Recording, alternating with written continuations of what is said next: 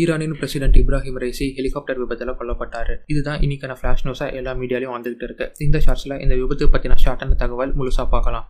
Iran Azerbaijan எல்லையில் கட்டப்பட்ட புதிய அணை திறப்பு விழாவிற்கு ஈரானின் பிரசிடென்ட், ஃபாரின் மினிஸ்டர், ஈஸ்டர்ன் அஜர்பைஜானின் ப்ராவின்ஸ் கவர்னர், ஒரு இமாம்னு முக்கிய 4 பேரும் 3 ஹெலிகாப்டர்ல போயிருக்காங்க. இந்த பயணத்துல திரும்பி வரும்போது தான் டிஸ்மார் அப்படிங்கிற மலை பிரதேசத்துல இப்ராஹிம் ரைசி மற்றும் அந்த 3 பேர் போன ஹெலிகாப்டர் விபத்துக்கு உள்ளாகியிருக்கு. ஹெலிகாப்டர் தெப்ரிஸுக்கு திரும்ப தொடங்கிய முதல் அரை மணி நேரத்துல இந்த விபத்து நடந்திருக்கு அப்படின்னு சொல்லப்பட்டிருக்கு. இதற்கு முதற்கட்ட காரணமா சொல்லப்படுவது பனிமூட்ட மேகங்கள் இருந்தது கிராஷ் ஆனதற்கான காரணம் அப்படின்னு சொல்லப்பட்டிருக்கு. ஆஸ் யூஷுவல் இதுல மொசாரின் கை இருந்திருக்கு, வெஸ்டர்ன் வேர்ல்டின் கை இருந்திருக்கு அப்படின்னு பல பேரெல்லாம் சொல்லப்பட்டு வருது. மொத்தம் 60 படைகள் நொறுங்கிய ஹெலிகாப்டர் தேடும் பணியில ஈடுபட்டாங்க. இருந்தாலும் சரியில்லாத வானிலை காரணமாக 17 மணி நேர தேடலுக்கு பிறகு டர்க்கியிடம் உதவியா வாங்கின அக்கின்சி பேராக்டர் ஆளில விமானம் தான் இந்த கிராஷ் சைட்டை கண்டுபிடிச்சு கோஆர்டினேட்ஸை அனுப்புது. பின்பு இப்ராஹிம் ரைசி மற்றும் அவர் கூட பயணித்த மிச்சம் 3 பேரும் இறந்ததா அதிகாரப்பூர்வமான அறிவிப்பு